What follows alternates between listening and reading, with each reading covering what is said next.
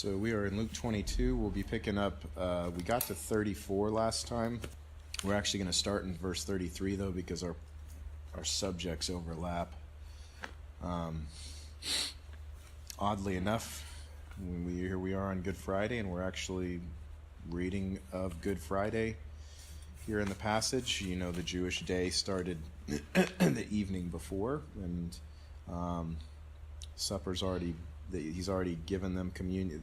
He's already celebrated communion with them, made the transition from Passover to communion, and it's now later that night, the night of his betrayal, but this is in the Jewish calendar the same day as the crucifixion. This is Good Friday.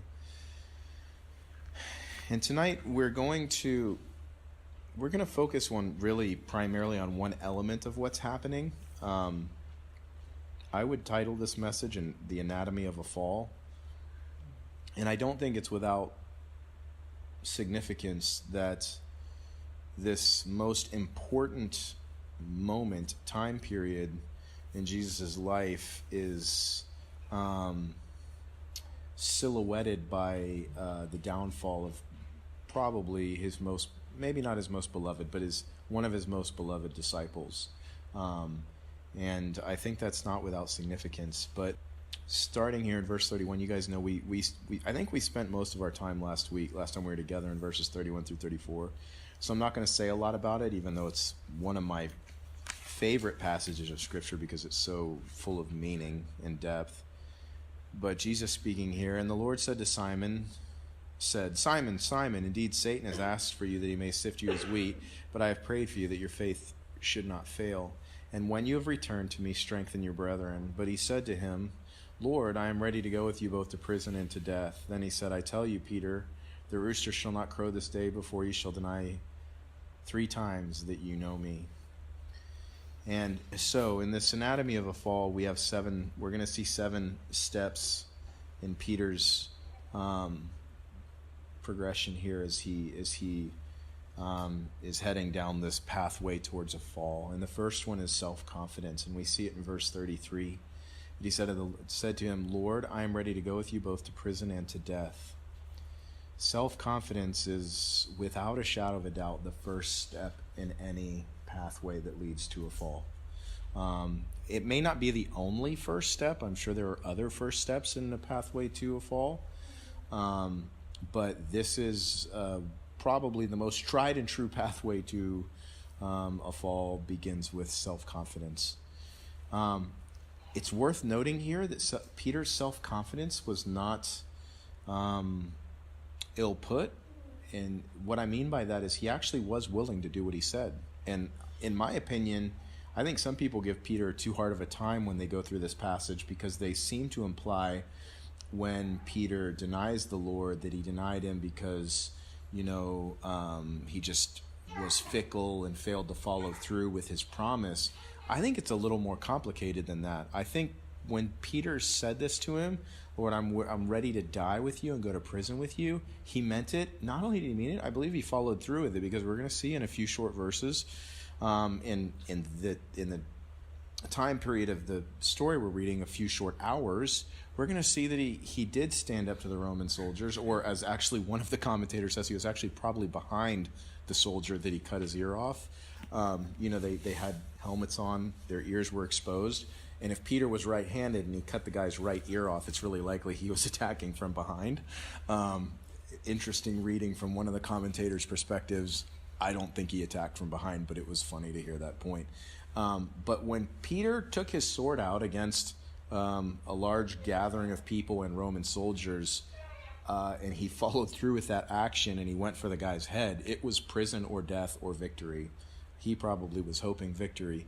But I think we have to give credit where credit's due there. And I say that to say that Peter's self-confidence wasn't ill-founded. And what I mean by that is sometimes there's pride, and there's the type of pride that we all get a rise out of, or we all find very humorous when someone has self-confidence in an area of their life where they really shouldn't be self-confident, and they're all strutting around like in their bathing suit, and they're just, you're like, dude, you don't see the same thing when you look in the mirror that everybody else sees when you walk outside. That self-confidence that pride is ill put, and that's part of the definition of pride, is the idea of being puffed up and there just being a lot of hot air and not a lot of significance to it. But in Peter's case, Peter was willing to follow through with this, and the reason I'm kind of harping on this is I want to make a distinction here, an important distinction about self-confidence, that sometimes it is the people who actually have a lot of natural gifting and a lot of ability, or they have the drive, like Peter had the drive to do things,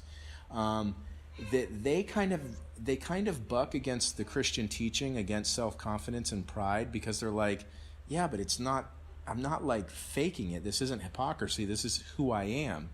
That doesn't mean that it's okay. That doesn't mean that it's okay to, just because you are full of drive, or you are driven, or you are incredibly good at math and you're an engineer, or whatever your particular thing is, you may be really good at.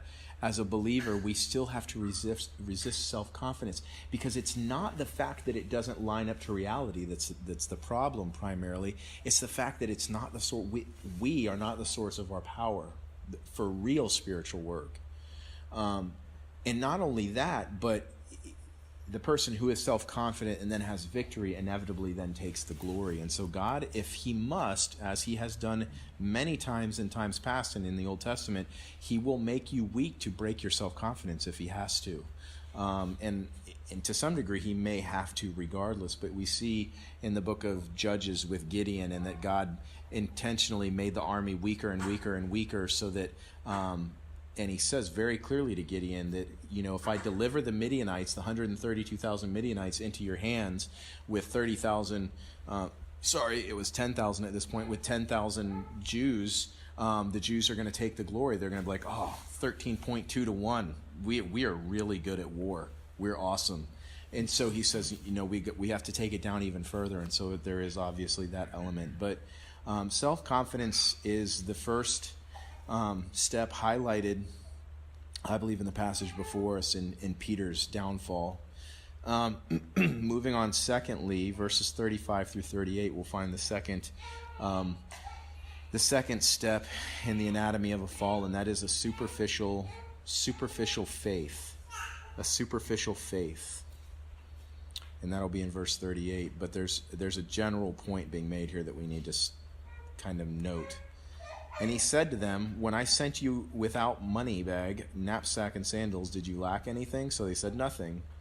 But then he said to them, but now he who has a money bag, let him take it, and likewise a knapsack, and he who has a sword, let him sell his garment and buy one. Now for you students of the Bible who like to study and understand things, it's really interesting. He's talking about the three kind of areas of life. He's talking about finances, he's talking about a home or a place to lay your head, and security. And so it's very interesting. He's talking about the three things that really impact everyone. Everybody has to deal with these three things. And this is an interesting statement, and it's, to be honest with you, for many years as a believer, I was like, what in the world is Jesus saying here? This is one of those weird, enigmatic statements that I'm like, what? And for I say to you that this which is written must still be accomplished in me, and he was numbered with the transgressors, for the things concerning me have an end. Now notice he says that it isn't the end, but they have an end, and it's a big end. Notice that this is very clearly hearkening to the point, the same day on the Jewish calendar, the next day by our standards, when he's on the cross and he says, and he screams tetelestai, saying in Aramaic, it is finished. He says there, the things concerning him, this thing that he's doing, time, the human history is going to be split into two at a point this day, for the things concerning Jesus have an end. So they said, look, Lord, look here are two swords. And he said to them, it is enough. Now, one of the commentators, if I can pull this up quickly enough, says that's really probably not what he said in the Hebrew, or in the Greek, I should say. Jesus' answer, enough of this, is to be preferred to that of it is enough. The latter might imply that Jesus affirmed the disciples' suggestion, acknowledging that two swords would be sufficient for the conflict, but the context clearly rules out that rendering, according to Pate. And so it really should be, the Greek here should be rendered enough of this. And this is where we get a hint of their superficial faith. Again, Jesus is making he's implying something much deeper, and they're just like picking up on the analogy itself. Have you ever known someone that you give an analogy and they get caught up on the analogy and not the point you're making with the analogy, and you're just like Jesus must have been like, come on, guys. Like, I speak in metaphor and parables and like figuratively all the time, and you always fixate like on the seed and on the sword. He's like, now, admittedly, this is not a metaphor. He's not speaking metaphorically here. I do believe he's saying, have a sword, have a knapsack, have a money bag. But this idea of them completely missing that it's Jesus's MO to be making a deeper point is funny to me. They had a superficial faith, and what I mean by that is they did not understand the deeper issues at work. They totally weren't understanding, like not long before this, Mary came and she anointed his feet, and she broke that very costly oil of spikenard, and she wiped his feet with her hair and the oil on his feet. And remember, Jesus said, she has done this for my burial. As far as I can tell, she's the only person in the story that knew what was going on, that got the bigger picture, that was aware that Jesus was dying soon. Even though he was talking about it, she was the only one that it was sinking in. And the reason I say this is that the person who has the superficial faith, and I've seen this over the years in ministering to people, that the people that tend to fall a lot are the ones who never go deeper, and they never seem to, as the Bible study goes on, they space out and they start thinking about whatever it is, and they're not listening to the meat of the message. They're not ever digging deeper. They're not ever asking the whys. They don't ever know the whys. And so I want to give you guys, I can't overestimate how important what I'm about to say to you is. Let me quote it this way. John Corson said, if you want to get into the meat of the scriptures, particularly as a Bible teacher, you have to deal with the whys. You have to deal with the whys. And at the risk of giving away my parlor trick, as a Bible teacher, the thing that takes us, the doorway that takes us into the very often what is the deeper truth in the scriptures that everybody is usually so blessed by and fed by, and usually ends up answering some form of question or struggle in their life, is the why. If you ever listen to John Corson, you'll hear him do it. And he'll say about 2/3 of the way through the teaching, he'll say, well, why are you telling us this, John? Why are you telling us this? I'm not generally that obvious about it, but if I can tell you, when I'm preparing my Bible study and I'm going through it, I read the passage a bunch, like Pastor Chuck taught, and all of the Calvary people taught, and that's extremely important because we believe the scriptures are the preeminent source of truth, and we don't rely on commentaries to interpret the scriptures for us. They just help us to understand some of the history and some of the other things about it and some of the linguistics. But I read the passage a whole bunch, and then I'll pray about it, and I'll go through a commentary if I have time. I'll develop a spider web outline, and then I'll develop more of a numeric bullet type outline if I have the time to go through the series of outlines, which I don't nowadays.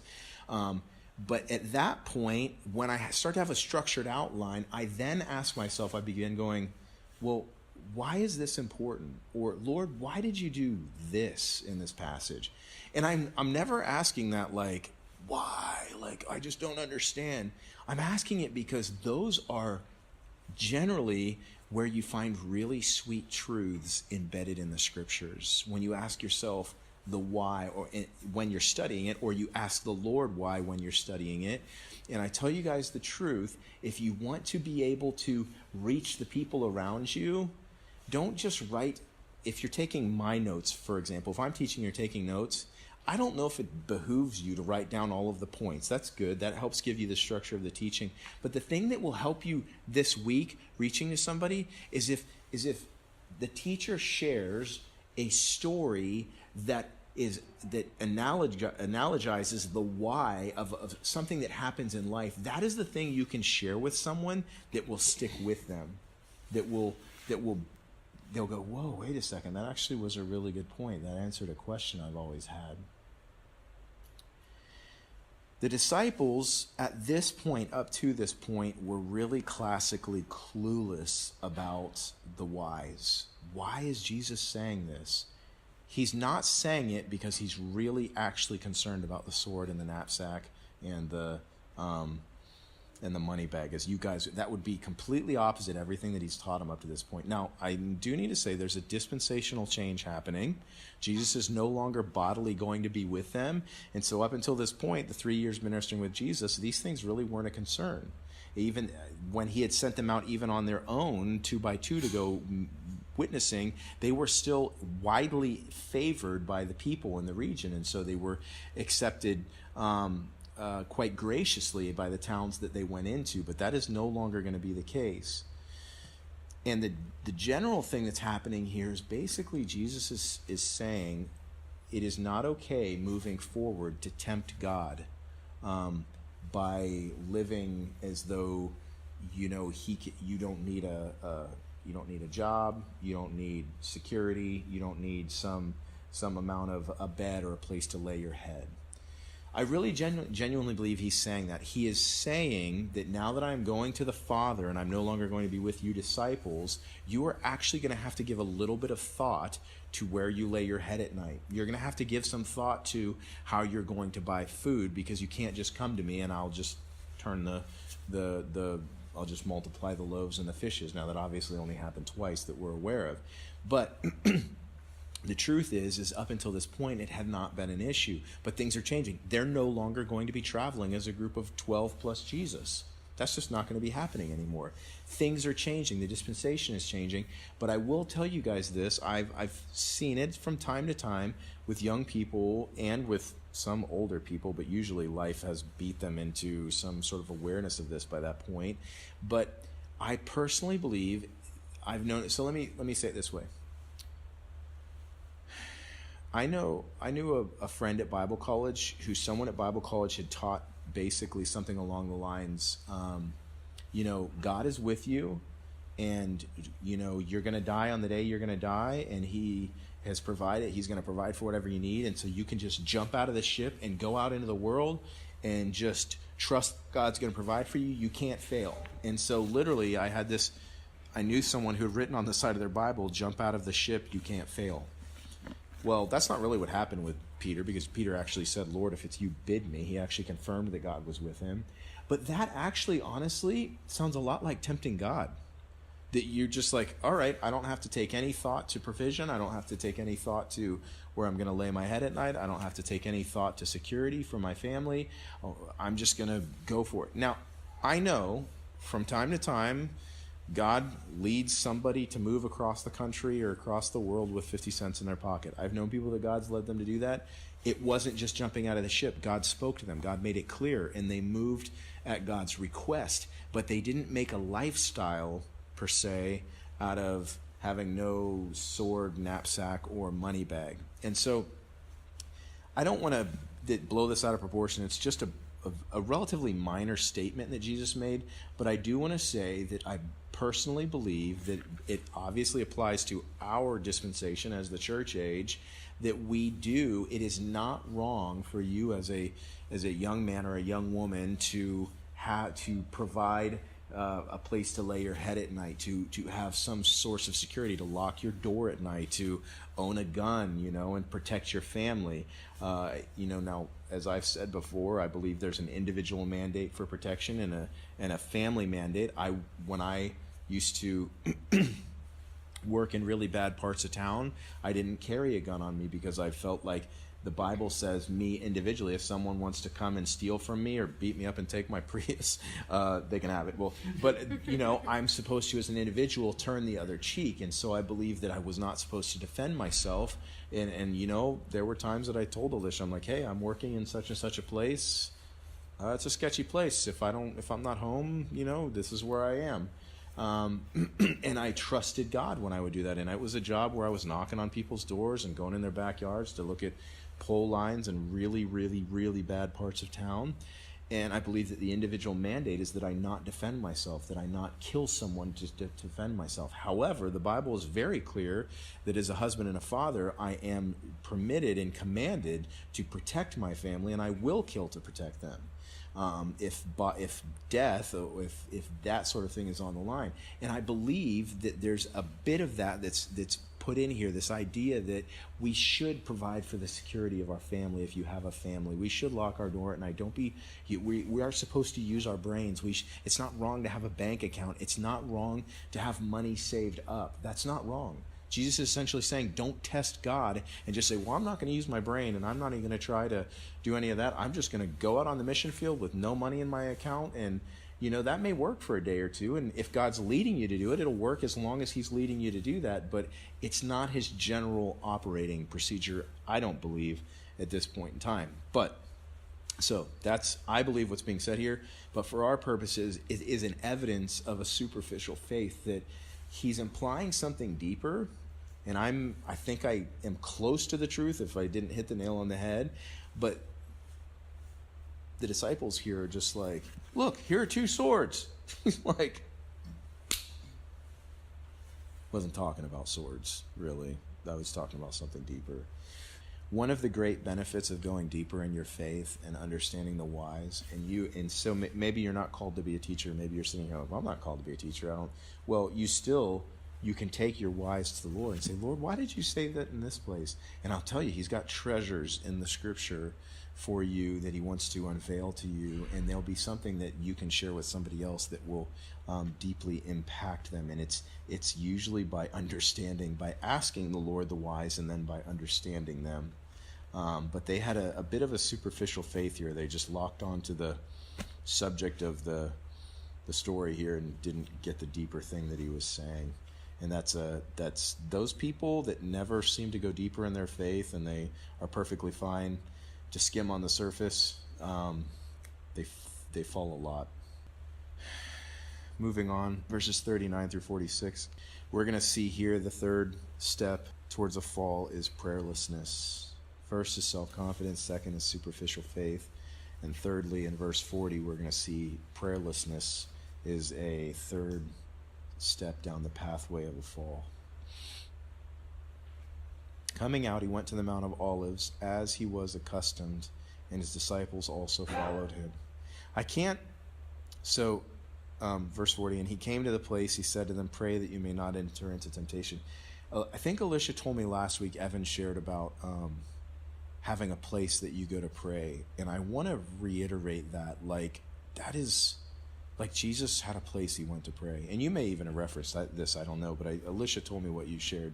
She told me, I think, what everybody shared. I was really struck by what Evan had said, because it's a good challenge to me, because there have been certain times in my life where I had places that I would go. I remember in California, I had a spot on the campus, and some of the best prayer times I had just on this spot. And it was just a great spot. It was at the corner of campus. Almost nobody ever went by.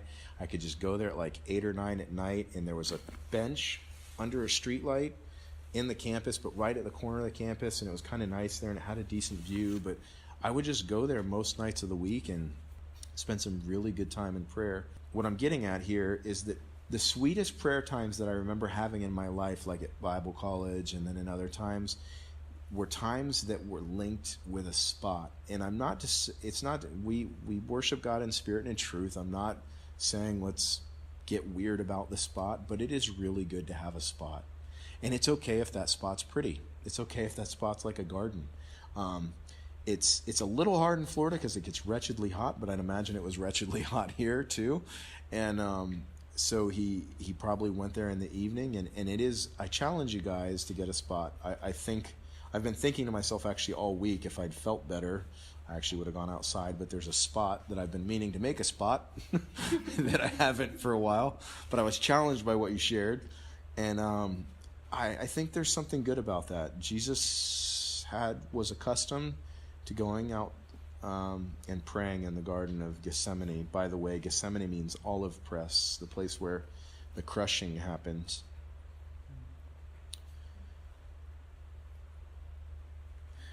Coming out, he went to the Mount of Olives as he was accustomed, and his disciples also followed him. He came to the place. He said to them, "Pray that you may not enter into temptation." So prayerlessness is a sure sign that the slope is getting steep and slippery, and you are now well on your way to a fall if there's prayerlessness. Because prayer is the really good turning point where you can turn the path around or not. Hebrews, I can't read this verse without thinking that this passage, without thinking of that the writer of Hebrews, who I think was the Apostle Paul, but that the writer of Hebrews was referring to this moment when he said this. Therefore, verse 12, we also, since we are surrounded by so great a cloud of witnesses, let us lay aside every weight and the sin which so easily ensnares us, and let us run with endurance the race that is set before us, looking unto Jesus, the author and finisher of our faith, who for the joy that was set before him endured the cross, despising the shame, and has sat down at the right hand of the throne of God. For consider him who endured such hostility from sinners against himself, lest you become weary and discouraged in your souls. You have not yet resisted to bloodshed, striving against sin. You have not yet resisted to bloodshed, striving against sin, as Jesus is going to do here. And he was withdrawn from them about a stone's throw, and he knelt down and prayed and said, Father, if it is your will, take this cup away from me. Nevertheless, not my will, but yours be done. Then the angel appeared to him from heaven, strengthening him, and being in agony, he prayed more earnestly. Then his sweat became like great drops of blood falling on the ground. Then he rose up from the prayer and had come to his disciples. He found them sleeping from sorrow.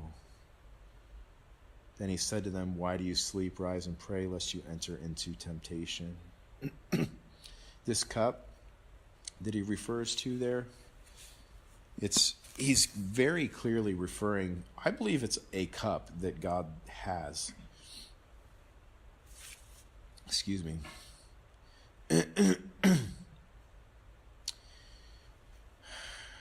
I like what David Guzik says here. He says, Jesus knew what the Father's will was, yet was in great agony of soul. The agony did not come from any lack of desire to do the will of God, but because Jesus would go to the cross as a sacrifice for sins. He was no victim of circumstances beyond his control, and unlike any animal sacrifice, he went with full knowledge. He willingly resolved to lay down his life. This helps us understand why Jesus used the figure of a cup repeatedly in the Old Testament. A cup is a powerful picture of the wrath and judgment of God. In Psalm 75:8 it says, For the hand of the Lord says, For in the hand of the Lord there is a cup, and the wine is red, it is fully mixed, and he pours it out. Surely its dregs shall all the wicked of the earth drain and drink down. Verse in Isaiah 51 it says, Awake, awake, stand up, O Jerusalem, you who have drunk at the hand of the Lord the cup of his fury. You have drunk the dregs of the cup of trembling and drained it out. Jeremiah 25, For thus says the Lord God of Israel to me, Take this wine cup of fury from my hand and cause all the nations to whom I send you to drink of it. And goes on. This cup is the cup of God's wrath. I believe it. I don't believe all those passages are just kind of being poetic. I believe that God actually has a cup, and it's like this giant cup, and it's filling up with wrath. With his anger towards the nations. Why a cup? Why is he holding it? Well, Jeremiah says in another place, he says through Jeremiah to the people, he says, I am weary from holding back my wrath. Well, why? Let's ask a why. Okay, why would he be holding back his wrath? Well, because he loves them, and he doesn't want to pour out his wrath on them. And he has been holding back his wrath on a God-forsaking world since the beginning of time, and it is this cup full of all of that wrath he's been holding back that I believe Jesus drank from. I remember reading an article a long, long time ago.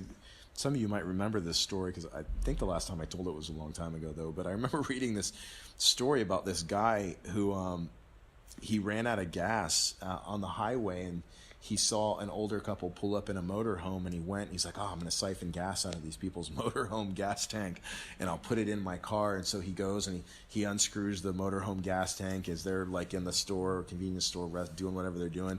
And he puts his hose in there, and he starts, to siphon, you have to suck it out so that the hose fills with the liquid, so there's no air in it. And then as long as one end of the hose is lower than the other end, the weight of the liquid in the hose will just keep pulling it out. So that's how siphoning works. But you have to fill the hose with the liquid before you can do that. So you have to, and the secret is to like plug it before it goes in your mouth. Well, not only did the guy not plug it before he went into his mouth, but he had the wrong reservoir on the motorhome.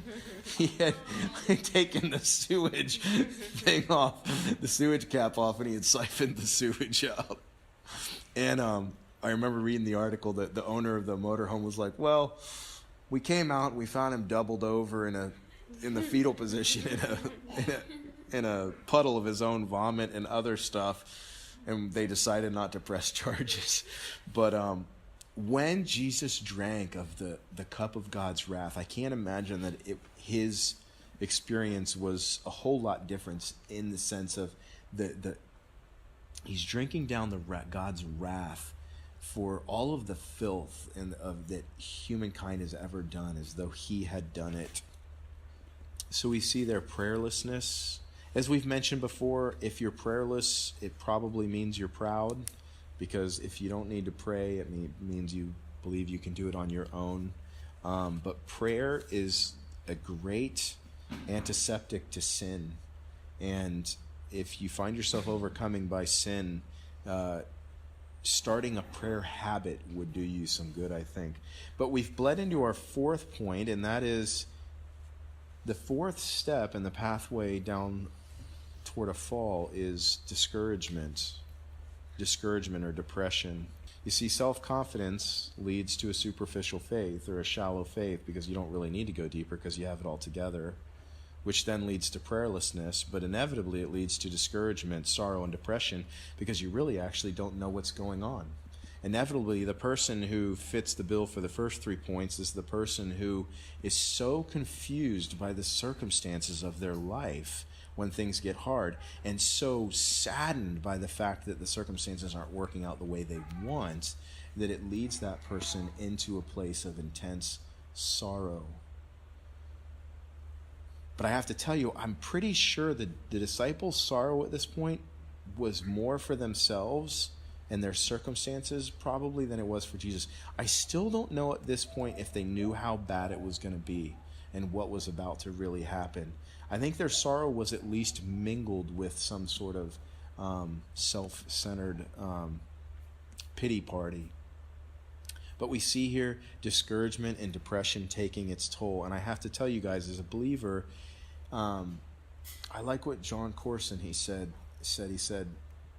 if you're a believer, how did he say it? He said, if we're believers, we should not live in depression, but it's hard to imagine being a believer and not getting depressed from time to time. I butchered that, but the idea is that if you are a real believer and you see the world for what it is, as I see it, I read this week that some stupid Iowa school district, that these 20 girls had to walk out of their school because their school district granted some boy in their high school that thinks he's a girl now the right to go into their bathroom, and so these 20 girls have to. We are literally living in a day where we have to talk about this. Really, that a 15-year-old boy can call himself a girl, and all of the governing bodies that be in that area go, "Yep, he's a girl. Sorry, girls, you have to let him in your bathroom." That is inane. That makes me sad.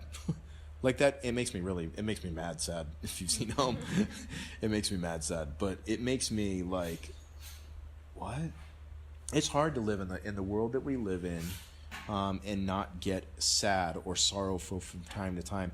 But we as believers, we have to be careful to not let it persist. We cannot just think that we can live in that state of discouragement and the pity party and think that it will not have other ill ramifications. One of my favorite stories that Pastor Malcolm has shared, I've heard him shared a couple different times, and I don't know who he's quoting. I know he's quoting somebody, but he said, as it goes, the devil was having a yard sale one day, and he had all of his tools out on the tables for sale, and all of the demons were coming, and they were like, and they're wanting to buy tools by which they could use to destroy people's lives. And And as they're going through, they're seeing all these tools like lust and avarice and drunkenness and all of these different things, and all of the prices for them, and they're big and gaudy and wretched looking. And then one of the demons noticed that on one table there was a tool that was quite a bit smaller than all of the rest of them, but had a price tag that was far higher, and it was titled discouragement.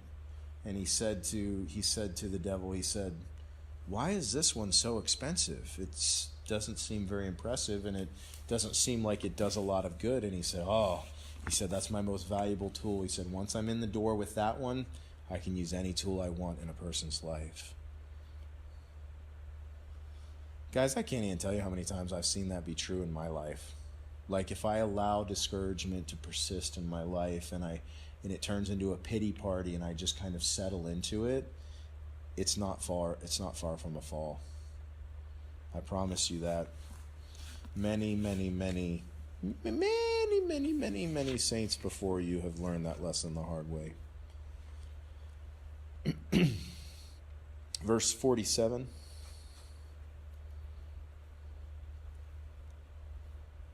There's so much more we could say about that passage, about Jesus praying in the garden. A lot of the information's not in Luke. I think in one of the other Gospels, it says what I think is the most intriguing statement Jesus said in that passage. He said, "Father, if there's any other way."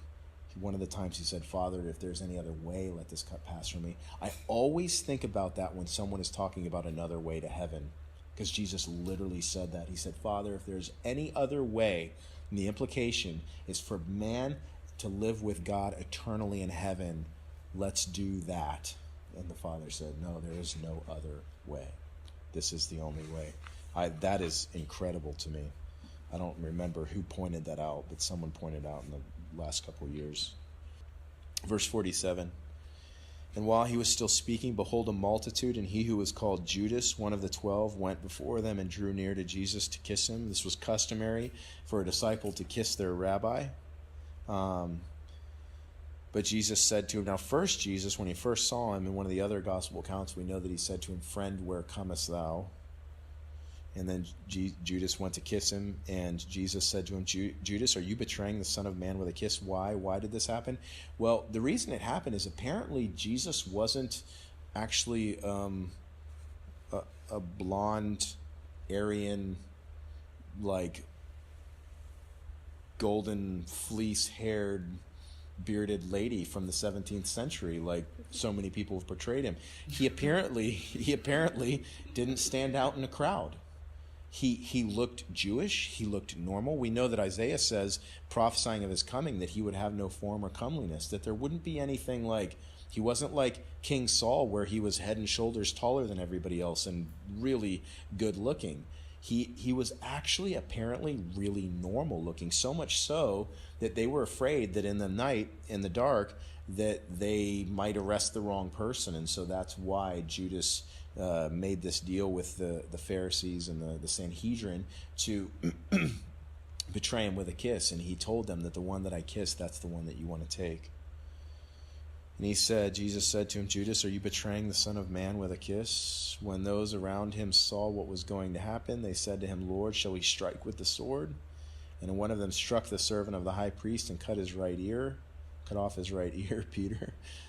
But Jesus answered and said, "Permit even this." And he touched his ear and healed him. Then Jesus said to the chief priests, the captains of the temple, and the elders who had come to him, "Have you come out as against a robber with swords and clubs? When I was with you daily in the temple, you did not try to seize me, but this is your hour and the power of darkness." And I have to tell you guys, I cannot come to this point without reminding you that this is Passover, right? That they're just celebrated the Passover, and that the Passover lamb was to be slain. And as we talked about a month or two ago, you can get the teaching. It's pretty heavy stuff, that there are three main feasts that need to be fulfilled. There's Passover, this lamb slain. There's Pentecost, which is going to be fulfilled shortly. But that Jesus, of course they had to come now, because he is the lamb slain before the foundation of the world. And he had to be, God literally orchestrated him being crucified on the very day that the Passover lamb was eaten in fulfillment of that feast. So of course they came now. It was all part of God's plan. But Jesus, again, he's saying this because he's pointing that out. There's something significant about the fact they're literally coming to take him on Passover night, and they don't even know what they're doing. They're literally fulfilling the meaning of one of their deepest rituals, pastimes, and they don't even realize it. When I was with you daily in the temple, and you did not try to seize me, but this is your hour and the power of darkness. So fifthly, we see here in verse 50, and one of them struck the servant of the high priest here and cut his ear off. We see confusion. We see that discouragement, the next step down the path, is confusion. And in particular, not understanding the big picture. I'm reminded of that time when, I don't know if you guys have seen this, I'm sorry, but in all of my cartoon references, but in Madagascar, when King Julian marries the doll, and they're like, for better or for worse? And he's like, for better, please. Not King Julian. The penguins, when the penguin marries the bobbleheaded doll, and I think maybe Julian's marrying him, I don't know, but he's like, and for better or for worse? And he's like, for better, please. And I think about that because that's us. That's these guys. The reason they were confused is because they're following Jesus, and they're like, yeah, we want to follow you for better, please, as long as not really so much worse. Let's follow you for the better. And when we follow the Lord, we obviously follow him. Sorry, I butchered that.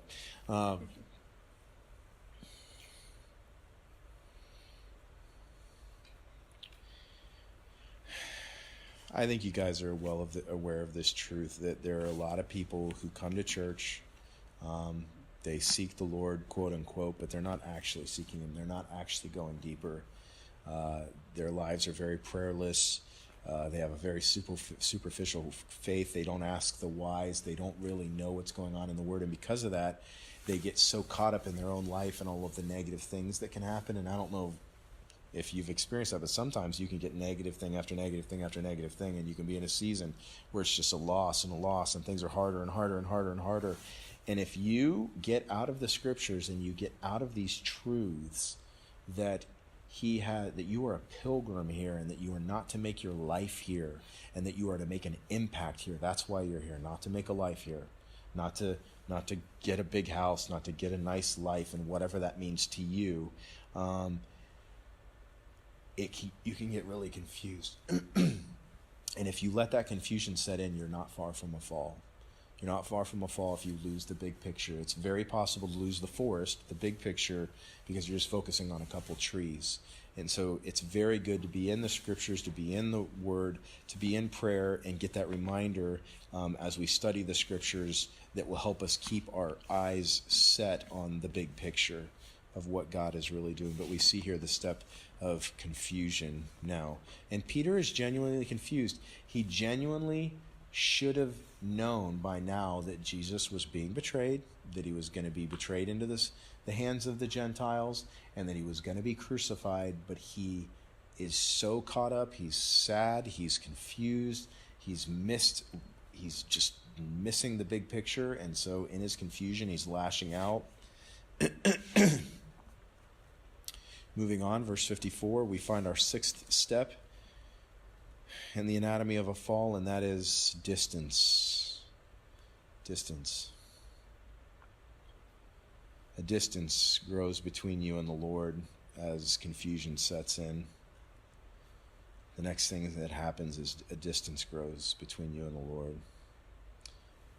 And your confusion begins to turn to bitterness and disillusionment. Having arrested him, they led him and brought him into the high priest's house, but Peter followed at a distance. Now when they had kindled a fire in the midst of the courtyard and sat down together, Peter sat among them.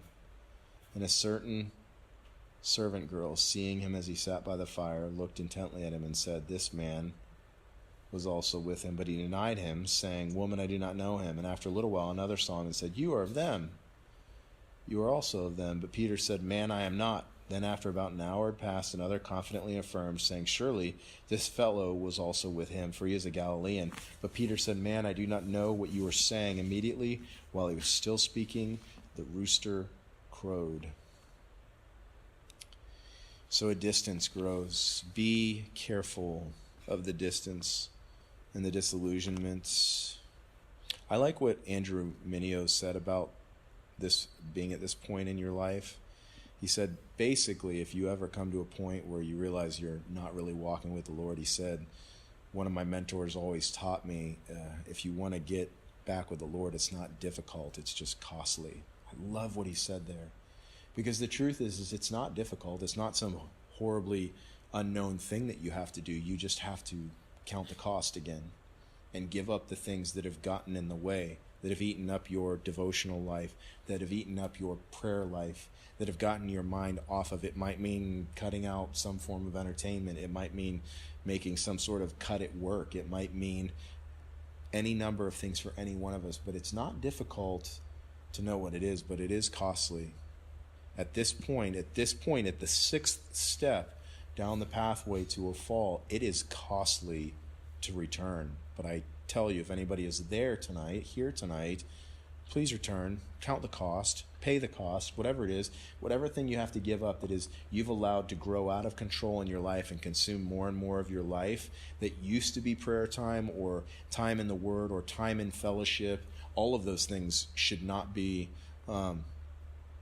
destroyed, not be eaten up. You need to cut that thing out, and it could be costly. It may even mean letting people know that you blew it. Non-Christians, that you made commitments to something, not like commitments to like buy a car or something, like you have a loan on a car, but like commitments to some hobby, like going to the gym or something like that. And you're like, I'm sorry, God's just telling me that I can't do this. It might be costly, but you need to deal with that distance issue, because if you don't, you will find yourself warming yourself at the world's fires. That's the seventh step. The world's fires. Peter sat among them in verse 55. Peter sat among them at the world's fires, and the person who is at this seventh step in the fall is right there. They're now going to the places that the world goes, and they're warming themselves at the places the world warms them. Sometimes the fires flicker and it's a movie screen or concerts or whatever it is. This person is now warming themselves at the world's fires. I just want to quickly end with a couple comments about 61. Verse 61. I love this. So again, verse 60, but Peter said, "Man, I do not know what you are saying." Immediately while he was still speaking, the rooster crowed. And the Lord turned and looked at Peter. Then Peter remembered the word of the Lord, how he had said to him before the rooster crows, "You will deny me 3 times." So Peter went out and wept bitterly. What do you think Peter saw What do you think Peter saw when his eyes locked on Jesus' eyes? Anger, disappointment, disgust, "I told you so," or grace? What you believe about this says volumes, not only about your relationship with God and its depth, but about your future as well. Grace. Noah found grace in God's eyes. It says really clearly in Genesis 6 that Noah found grace in the Lord's eyes. Noah found grace in the Lord's eyes. It cannot mean that God favored Noah because he deserved it, because that's not what grace is. Grace is getting what you don't deserve. And hear me out, you have to understand this. Grace, like beauty, in a lot of ways, is in the eyes of the beholder. You guys know that saying? I actually don't, sadly, I don't know where it came from. It's probably like Shakespeare or something, I don't know. But beauty is in the eye of the beholder. You know what the idea is, if like, say, ladies, you're like looking at some guy and you're like, dude, who could ever be attracted to him? Like with that cheek sweater, the neck nest, who could ever be attracted to that guy? And inevitably someone might be like, well, beauty's in the eye of the beholder. You know the saying, right? The idea is that he doesn't have the beauty, but the girl that's attracted to him, the beauty is in her. What she sees in him, the beauty is something that is in her. It's such a brilliant statement. But the truth is that I think it's really interesting because I think grace is in the eyes of the beholder. We know that the scriptures say that Noah found grace in the eyes of the Lord. And I tell you guys the truth. I have absolutely no doubt. I know we're intentionally not told here, but I have no doubt in my mind that when Peter looked, when their eyes locked as that rooster was crowing, he saw grace in Jesus' eyes. I know that because it fits the context. I think about what Jesus said a number of months before this when he said to a woman caught in the middle of adultery, said, "Woman," after they had left, "where are those accusers of yours?" I think about what he's going to say in a few short hours after this when he's going to say, praying to the Father for people standing in front of him who had just been spitting on him and mocking him. He's going to say, "Father, forgive them. They know not what they do." I know that moments before this, he said to Judas, the betrayer, "Friend, where comest thou?" I know that in Ezekiel, this God who put on flesh said, "I have no pleasure in the death of the wicked." There's no glint in his eye. There's no smirk on his face when a wicked person dies. God doesn't go to hell with you and smile. That's not the way he is. He is loving and gracious and long-suffering. And we know the context of this, that Jesus knew he was going to fall. And he told him, when you've come back, when you've repented, strengthen your brethren. I'm going to use you again. I'm actually going to use this thing for my glory. I really genuinely believe when Peter looked over and he saw Jesus that there was grace in his eyes. Not anger, not disgust, not malice. And the reason I say this is because there may be someone in here listening to this that's you're a little bit hard on yourself for whatever reason. Who knows? Parents, situation, type A personality, I don't know. But you're hard on yourself. You're super hard on yourself. And somehow you may have even gotten yourself convinced, because the devil would love you to believe this, that God is really hard on you. God is always looking at you with he's like, used to call it mad dogging. Like all the guys in California when I was there in school there, they'd be like, "Dude, is that guy mad dogging you?" And they were like, like when they drive by in their car and they give you the stink eye or whatever. I think a lot of people think that God is always giving them the stink eye. I've known people, I was one of these people. From time to time I struggle with this, that I'm like, God is always giving me the stink eye. If I spent 15 minutes in Bible study, I should have spent 30. If I spent 30, I should have spent an hour. If I spent an hour, I should have spent 2 hours. And in my own heart, I feel like I can never measure up to this perception of what I think God is thinking and the way I think he's looking at me. And I have to tell you guys, I really think he's looking at you with eyes of grace. I reminded of a time that I was mowing the lawn, and as often would happen when I was mowing the lawn, Alicia would send Lexi out with a big cup of water. And this particular time that it happened, she was 3, so she was her chubby little cheeks, and she comes bouncing out through the front yard. And so I turn off the mower, and as I watch her skipping to me with the water, I see the water sloshing out.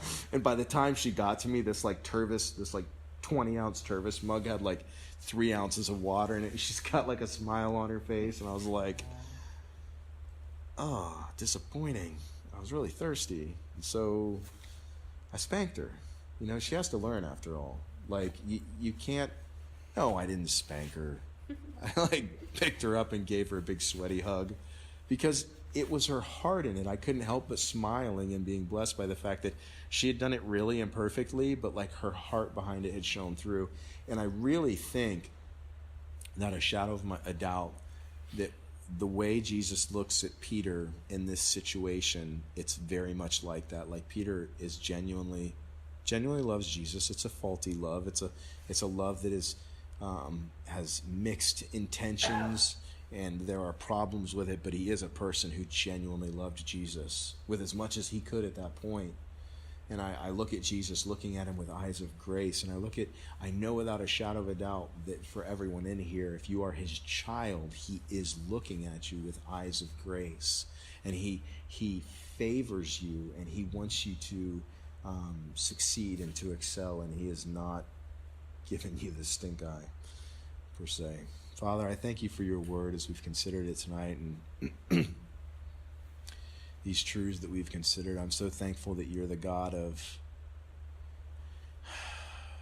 not just second chances, but you are the God who weaves the dark parts of our journey in with the light parts of our journey and creates a beautiful tapestry, that you actually use even our failures to strengthen people and to help people. And I'm so thankful for that. Lord, we thank you again this night as we consider and remember your betrayal and your death and your crucifixion. And we look forward to resurrection morning, Father. We love you, and we ask that you would bless the Easter sunrise service in Jesus' name.